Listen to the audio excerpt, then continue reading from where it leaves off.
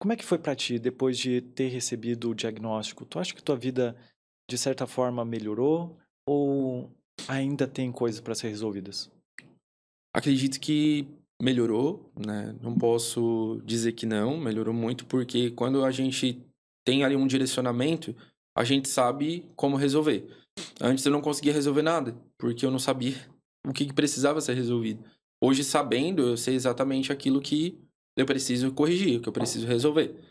Então ainda existem algumas coisas que eu sei que ainda, de certa forma, ainda me levam a esse lugar, e na verdade, são algumas muitas, porque quando tu vai resolvendo, eu decidi começar pelas coisas mais fáceis, né? Mas vai chegando os famosos caldos grossos que eu falo, e aí as coisas vão ficando mais difíceis. Porque tem coisas que a gente consegue determinar e elas se resolvem. Tipo, não vou mais por esse caminho. E eu não vou mais por esse caminho. Só que tem outras que elas tocam em outra esfera. Elas tocam às vezes numa carência, elas tocam às vezes numa necessidade. Não vou mais confiar em pessoas. Essa já é uma falha do Renan. O Renan vive se colocando nesse lugar. Ele confia demasiadamente, ele às vezes acaba se entregando demasiadamente para as relações sabem da limitação dele, as relações usam daquela oportunidade quando não gostam de alguma coisa para tocar nos gatilhos. Então, mesmo que eu determine algumas coisas, eu ainda não sou emocionalmente sarado 100%. Eu ainda me coloco nesse processo que eu falei que eu ainda estou num contínuo processo, então eu acredito muito que algumas coisas eu ainda preciso vencer, com certeza. Vai chegar esse momento, com certeza, né? Vai chegar um momento que eu busco e eu quero isso, né? Olhar pra dentro de mim e pensar, eu sou 100% sarado de todas as emoções, assim. Elas não oscilam mais. Mas ainda hoje é uma montanha-russa. Muito por conta também do diagnóstico, né? Ele provoca isso, né? Às vezes tu tá lá em cima, naquela hesitação, naquela felicidade, e às vezes não. Às vezes tu tá lá embaixo, tipo, olha, não quero mais, vou desistir. É muito essa, sabe, essa inconstância, assim. É difícil, né, curar todas essas dores, né? Eu acredito que a parte mais fácil, digamos assim, seja aprender a lidar com elas, né? Sim. Mas qual é a tua maior dificuldade que tu vem presenciando na tua vida que ainda é um relapso de quando tu não tinha o diagnóstico? Assim, ó, sempre teve algo que mexeu muito comigo. Eu sempre tive um senso muito de justiceiro. Então, eu acreditava que isso era positivo pra mim, porque eu comprava meus barulhos e eu até comprava o barulho de outras pessoas. Eu era aquela pessoa que às vezes, se eu via que alguma coisa estava acontecendo de injusto na minha frente, eu comprava o barulho do outro. E eu me sentia grandão com isso, tipo, tô comprando aqui, tô sendo justiceiro e tudo mais. Só que automaticamente eu me sentia grandão, mas eu não estava preparado pra rajada que ia vir do outro lado, entende? Então, às vezes, essa rajada vinha carregada de deboche, de provocação. Esse é o meu maior gatilho hoje. Eu não consigo lidar com uma pessoa falando com um ar de deboche comigo. É algo que, às vezes, independente do ambiente, assim, me tira um pouco do meu estado normal. E é onde eu vejo que, às vezes, as pessoas sabem disso e elas, às vezes, acabam fazendo premeditado, assim, sabe? Vou testar pra ver se é tudo isso mesmo que ele fala nos lugares. Vou testar pra ver se é isso mesmo que ele fala nas redes sociais. Então, automaticamente, utilizando minhas redes sociais hoje pra falar disso, eu preciso falar quais são meus gatilhos. Só que entregar isso, às vezes, nas mãos das pessoas erradas, eu tenho, de certa forma, isso gera um efeito, sabe? Isso gera um retorno que ele não é muito positivo. Que as pessoas querendo, vou testar, se é isso mesmo, sabe? E aí, há provocações, às vezes, né? Há deboches, e isso é o meu maior gatilho hoje. Hoje eu posso dizer que, tipo, se alguém fala nesse tom comigo, já dá aquela mexida, assim. E aí o meu maior problema é porque eu não vejo lugar, eu não vejo momento. Se eu tiver que discutir, porque eu não gostei de alguma forma que falou comigo, eu não consigo deixar pra depois. É ali, é naquele momento, é na lata, sabe? Tá, então vamos supor, eu começo a agir agora contigo de deboche. Agora, nesse exato momento, eu começo a olhar pra ti e falar, mano, tudo isso daí é besteira, isso daí é a coisa mais ridícula que tu tem na tua vida. Como é que tu vai se sentir? Tu sente, o que que tu sente no teu corpo? Tu sente uma queimação? E qual é o teu sentimento antes do ato acontecer de fato? Ou seja, gritar com a pessoa ou falar, qual é o, digamos, o passo a passo da tua instabilidade quando alguém entra com deboche na tua vida? A sensação que eu fico, primeiramente, sabe a sensação de calafrio, assim? Eu começo a tremer, eu começo a suar. Eu sempre brinco, chega às vezes em alguns pontos que eu brinco, falo às vezes com a minha esposa, a carne nem treme, ela vibra, assim. É uma coisa que, tipo assim, fica, sabe, dentro, assim, parece que tem alguma coisa que tá sendo contida e que quer sair ali, sabe? E diante de uma situação como essa, por exemplo, trazendo esse exemplo, né, eu com certeza levantaria daqui. É uma coisa que eu não consigo, né, ficar no ambiente, assim, ou eu extrapolo dentro do ambiente ou eu saio.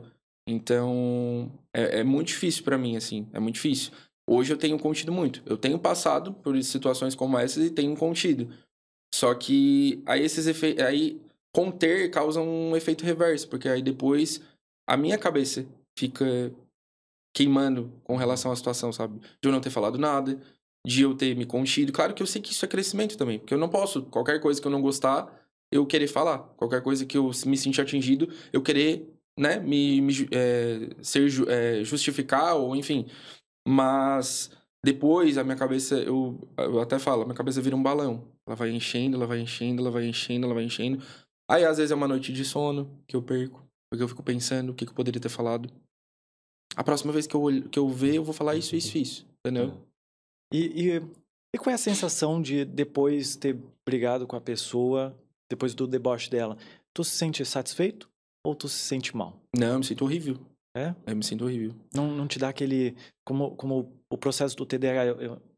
Eu conversei com uma psicóloga e a Sim. gente falou sobre o processo do TDAH nas brigas. Eles se sentem satisfeitos depois de terem Aham. brigado, porque dá aquele excesso de dopamina. Então tu tá me dizendo que tu fica triste, deprimido. Como é que é a sensação depois? Na hora, com certeza, pela questão... na verdade, na hora, nos meus picos de raiva, eu acabo cegando, né? Eu nem sei, às vezes, as coisas que estão sendo ditas, às vezes não vem com muito filtro, eu só vou falando, sabe? E eu acredito muito que depois vem o arrependimento, porque aquele não é o Renan. Aquele é exatamente o Renan que eu, Renan, luto pra não existir, entendeu? Então, naquele momento, né, naquele período curto, ele veio pra fora, mostrou um velho Renan que não é o que eu gostaria que as pessoas conhecessem, eu me arrependo. Tem até uma situação que eu posso te exemplificar. Um dia a gente foi comer, eu falo abertamente porque eu fiz uma carta no meu Instagram pedindo perdão pra empresa e pra todos os profissionais que trabalham lá.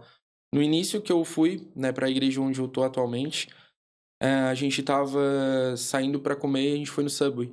E chegamos lá aproximadamente quase 10h40, e o Subway fecha às 11.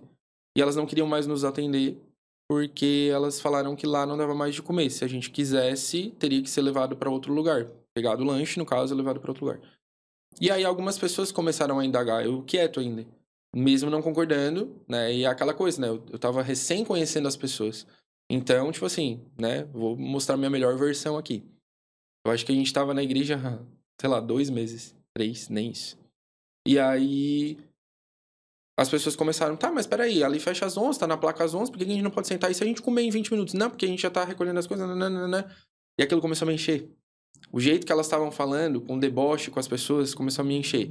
Se você quer, você pega e leva embora. Senão, a gente não... Começou a me encher. E eu comecei a tomar a frente. E comecei a falar algumas coisas. E aí as pessoas começaram, tipo, não, calma, a gente pega e leva para outro lugar. E eu não vi mais nada. Eu só fui falando. Eu só fui falando, eu só fui falando. E elas, tipo, obviamente, né, falando também, né, elas não concordavam com os meus pensamentos. E eu fui falando, e as pessoas elas começaram a ficar assustadas, porque não me conheciam, né? E eu acredito que aquela tenha sido a impressão que eu tenha deixado. E o meu arrependimento pós aquilo foi muito amargo, porque vem a paranoia daí, né? Hoje eu trato a paranoia muito na brincadeira, assim, né? Eu crio vídeos às vezes ali pro meu Instagram, tipo, aquela pessoa paranoica no mercado, aquela pessoa paranoica viajando. Mas a paranoia é uma característica do borderline. E, de certa forma, a gente não pode brincar, romantizar ela, né? Eu brinco porque hoje eu sei que eu tenho vencido essas situações de paranoia, mas elas já foram muito reais, já tiveram assim uma fatia muito grande na minha cabeça, sabe? Porque de certa forma, depois eu fiquei pensando, qualquer atitude, qualquer mudança de comportamento de todas as pessoas que estavam comigo, pra mim era referente àquilo. Eu fiquei 1 ano, acho mais ou menos, depois sentindo esse reflexo do que eu causei lá e falando pras pessoas tipo, dizendo que pra mim todo mundo mudou de comportamento comigo por causa do Subway e eu acho que foi o que eu fiz lá e todo mundo tá me olhando diferente, ninguém mais quer ser meu amigo, ninguém quer mais estar comigo. Foi um caos, assim. Hoje eu lembro, né, não sinto mais dor, assim, mas um ano, assim, pós... As pessoas até falam, Renan, já passou um ano disso, não importa. Pra mim foi aquilo, pra mim foi aquilo, eu falava, pra mim foi aquilo. Então, tipo assim, pra mim tinha estremecido era aquilo, sabe? Assim, a forma com que as pessoas me viam. Então, acho que isso exemplifica muito, sabe? Aquilo que a gente tava conversando.